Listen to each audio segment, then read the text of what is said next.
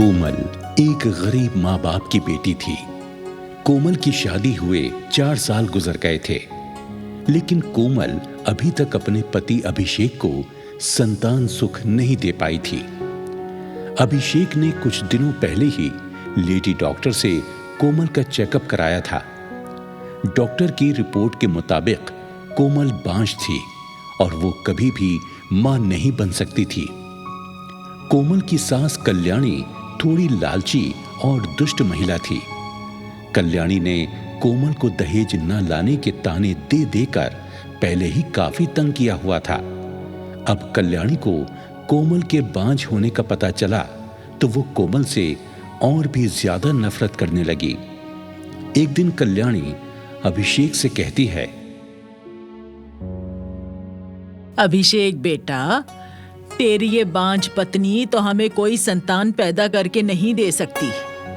देख बेटा, इसीलिए मैं चाहती हूँ तू कोमल को तलाक देकर दूसरी शादी कर ले।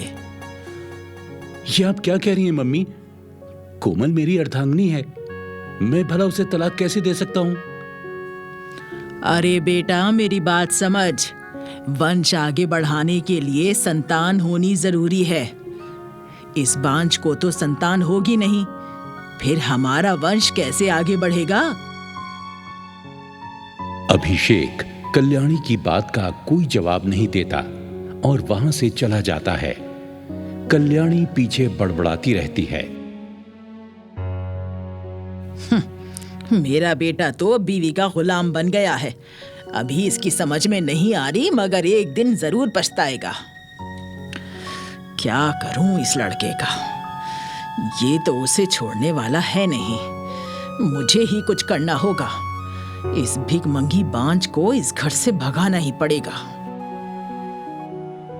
कोमल माँ दुर्गा में बहुत आस्था रखती थी।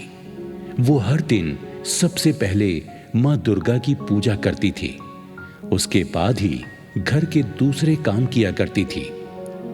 आज भी कोमल सुबह सुबह माँ दुर्गा की पूजा कर रही थी।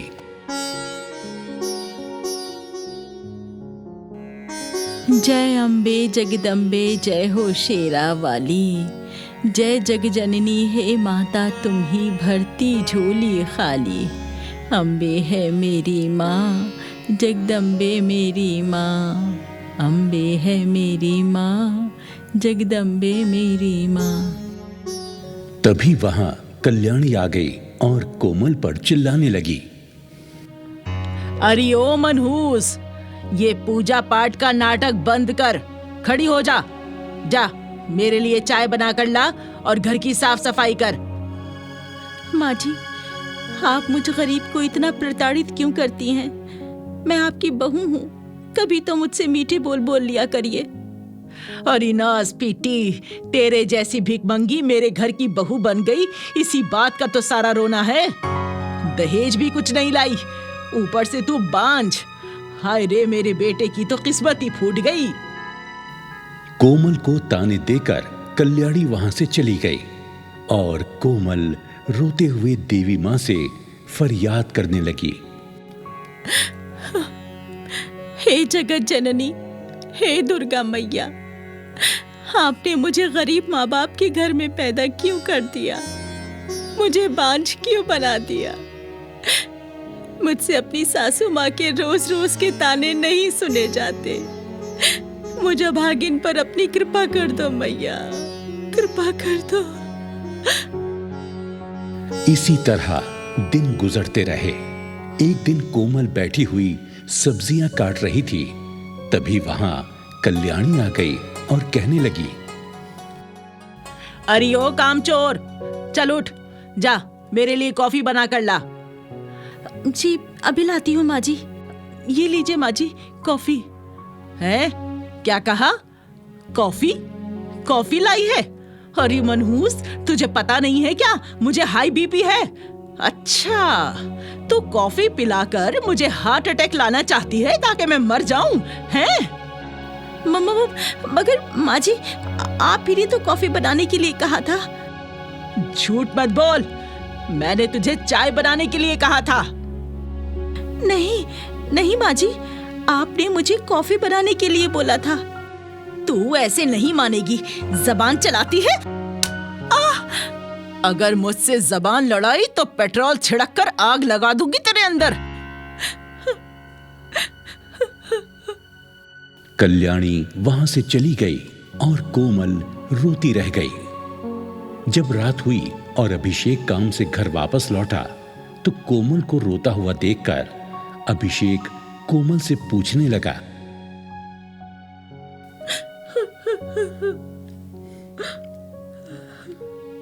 क्या हुआ कोमल? अरे तुम रो क्यों रही हो? क्या मम्मी ने कुछ कहा है? अभिषेक, माँ जी के अत्याचार हर रोज बढ़ते ही जा रहे हैं मुझ पर।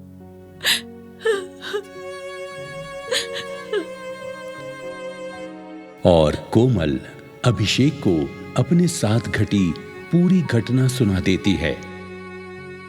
अभिषेक कहता है, देखो कोमल, तुम थोड़ा धैर्य रखो। हमारी कोई संतान नहीं है ना, इसलिए मम्मी को तुम पर झल्लाहट हो रही है। मैं उन्हें समझाऊंगा, सब ठीक हो जाएगा। अच्छा चलो, अब आराम से सो जाओ। फिर कोमल और अभिषेक सो गए। एक सप्ताह बाद कोमल की कॉलेज की फ्रेंड शीतल अपने 2 वर्षीय बेटे के साथ कोमल से मिलने आती है। कोमल पूछती है, शीतल, तुम्हारा बेटा तो बड़ा क्यूट है। अरे क्यूट भी है और बहुत शरारती भी है। इसकी दादी तो इसके बिना एक पल भी नहीं रह पाती हैं। अच्छा कोमल, तेरी शादी तो मुझसे भी 1 साल पहले हुई थी ना, फिर भी तू अभी तक माँ क्यों नहीं बन पाई? बांझ औरतें कभी माँ नहीं बनती बेटी। हाय मेरी भूटी किस्मत, जो इस मनहूस बहू के होते मैं कभी अपने पोते पोती की शक्ल ही ना देख पाऊं, उन्हें अपनी गोद में ही ना खिला पाऊंगी। कोमल को जहर बुझा ताना देकर कल्याणी वहां से चली गई और कोमल की आंखों से आंसू बहने लगे। एक तो मैं गरीब घर की बेटी, बिना दहेज के इस घर में आ गई। ऊपर से मैं बांझ भी हूँ। मैं माँ नहीं बन सकती। मुझे ताने नहीं तो और क्या मिलेंगे। ऐसी अपमान भरी जिंदगी से तो मेरा मर जाना ही बेहतर होगा। अरे कोमल, निराश मत हो, भगवान पर भरोसा रखो। भगवान को चमत्कार करते देर नहीं लगती। मैं एक सिद्ध बाबा को जानती हूँ। तू मेरे साथ बाबा के पास चल, क्या पता उन्हीं के आशीर्वाद से कोई चमत्कार हो जाए।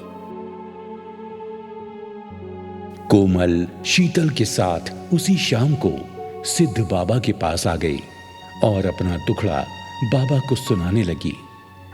बाबा कोमल के सिर पर अपना हाथ रखकर आंखें मूंद कर बैठ जाते हैं और कुछ देर बाद आंखें खोलकर कहते हैं, तू बांझ नहीं है बेटी, तू मां बन सकती है, परंतु पूर्व जन्म में तूने अनजाने में एक घोर पाप किया हुआ है, जिसके कारण इस जन्म में तेरी संतान पैदा होने में बाधा आ गई है। बाबा, मेरे पूर्व जन्म के पाप का पश्चाताप करने और संतान बाधा को समाप्त करने का कोई तो उपाय होगा। हाँ, एक उपाय है। तुझे 3 दिनों तक लगातार बिना अन्न जल ग्रहण किए दुर्गा माँ के नाम का उपवास रखना होगा और सूर्योदय होने से लेकर सूर्यास्त होने तक माँ दुर्गा के नाम का जाप करना होगा। 3 दिनों की इस कठिन तपस्या के बाद तू देवी माँ के नाम का भंडारा कराकर गरीबों को खिला देना। फिर अवश्य देवी माँ की कृपा तुझ पर होगी और तुझे संतान सुख प्राप्त होगा। सिद्ध बाबा के पास से लौटकर कोमल वापस अपने घर आ गई और अपने पति को सारी बात बताई। अभिषेक कहने लगा, देखो कोमल, मुझे तो साधु बाबाओं की बातों पर जरा भी विश्वास नहीं है, लेकिन हाँ, अगर अपनी संतुष्टि के लिए तुम्हें यह तपस्या करनी है तो जरूर करो, तुम्हें कोई नहीं रोकेगा। फिर अगले ही दिन से कोमल अपनी तपस्या शुरू कर देती है। वो निर्जल व्रत रखती है और सूर्योदय से लेकर सूर्यास्त तक माँ दुर्गा की प्रतिमा के सामने बैठकर माँ दुर्गा के नाम का जाप करती है। ये सब देखकर कोमल की सास कल्याणी कोमल से और भी ज्यादा चिढ़ जाती है। मैं सब समझ रही हूँ इस कलमुही के नाटक।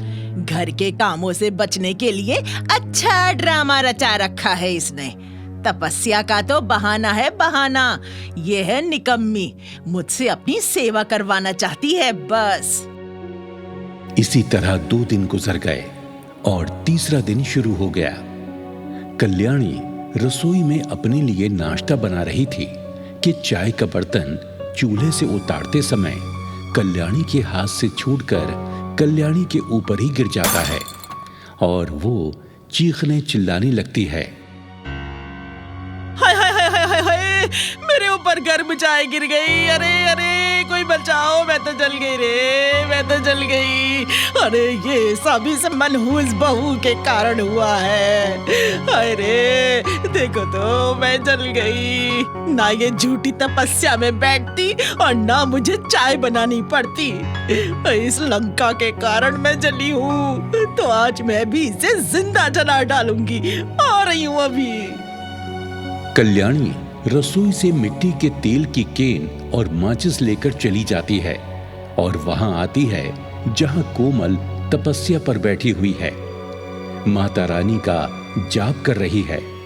कल्याणी कोमल के ऊपर मिट्टी का तेल डालने लगती है तो कोमल पूछती है, आज मैं तुझे नहीं छोड़ूंगी, नहीं छोड़ूंगी आज।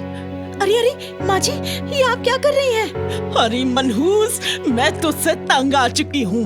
आज मैं तुझे जिंदा जलाकर तेरा सफाया कर दूंगी मनहूस। कल्याणी तीली जलाकर कोमल के कपड़ों में आग लगा देती है। कोमल माता रानी को मदद के लिए पुकारने लगती है। नहीं माँ जी, नहीं माँ जी, ऐसा मत कीजिए माँ जी, ऐसा मत कीजिए माँ जी। हे माता रानी, हे माता रानी, मेरी रक्षा करो, मुझे इस दुष्ट सास के अत्याचार से बचाओ। हे माता रानी, आपके सिवा मेरा कोई मददगार नहीं है। माता रानी मुझे बचा लो माता रानी। तभी चमत्कार होता है, माँ दुर्गा प्रकट हो जाती हैं और अपनी शक्ति से कोमल के कपड़ों में लगी हुई आग को बुझा देती हैं। कोमल माता रानी के आगे हाथ जोड़ लेती है। माता रानी कल्याणी से कहती हैं, तू बड़ी दुष्टा है। मेरी परम भक्तिनी पर तूने बहुत अत्याचार किए हैं। आज मैं तुझे तेरे अत्याचारों का दंड दूंगी। मुझे माफ कर दो माता रानी, मुझे माफ कर दो। मुझसे बहुत बड़ी भूल हो गई जो मैंने अपनी बहू को इतना सताया। आज के बाद मैं कभी अपनी बहू को नहीं सताऊंगी। हाँ माता रानी, मेरी गरीबी और बांझपन के कारण मुझे ये पसंद नहीं करती थी, पर अब इन्हें समझ आ गई है। माता रानी, आप इन्हें क्षमा कर दीजिए और मेरी संतान प्राप्ति की इच्छा पूरी कर दीजिए माता रानी। पुत्री, मैं तेरी तपस्या से अति प्रसन्न हूँ। मैं तेरी सास को तेरे कहने पर क्षमा कर देती हूँ और तुझे आशीर्वाद देती हूँ। तेरी कोख से समय आने पर जुड़वा बच्चे जन्म लेंगे। कोमल को आशीर्वाद देकर दुर्गा मैया अंतर्ध्यान हो गई। कोमल अगले दिन भंडारा कराकर गरीब लोगों को खिलाती है। अब कल्याणी भी सुधर चुकी थी और वो कोमल से स्नेह करने लगी थी। इसी तरह समय बीतता जाता है और फिर एक दिन कोमल जुड़वा बच्चों को जन्म देती है। अभिषेक और कल्याणी अपनी संतानों को पाकर बहुत खुश होते हैं और मां दुर्गा के चरणों में शीश झुकाकर उन्हें नमन करते हैं।